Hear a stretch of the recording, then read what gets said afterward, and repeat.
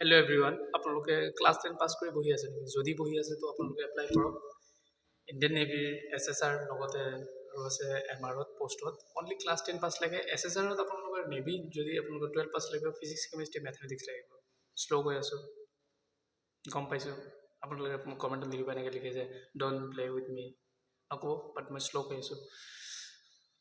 Only যদি আপোনালোকে Indian নেভিৰ SSRত apply কৰে, অনলি আপোনালোকৰ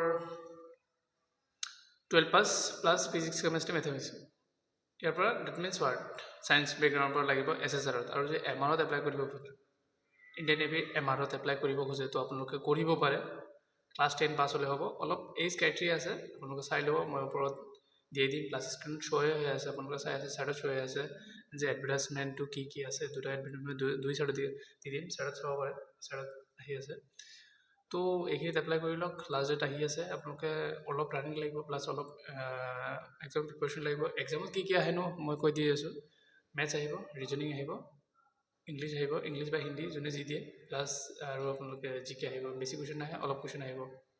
লগতে ৰানিং আছে, মেডিকেল আছে। এইখিনি আপোনালোকে যদি পাৰ কৰি দিয়ে তো জব কনফাৰ্ম বুলি ভাবিব পাৰে।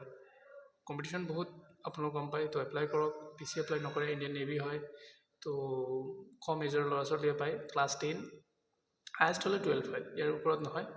Thank you. যদি ভাল লাগে আপোনালোকে ভিডিঅ' শ্বেয়াৰ কৰিব, লগতে আগুৱাই দিব ভিডিঅ'টো। গম পায় পাৰ ভিডিঅ'ত মই কৈ।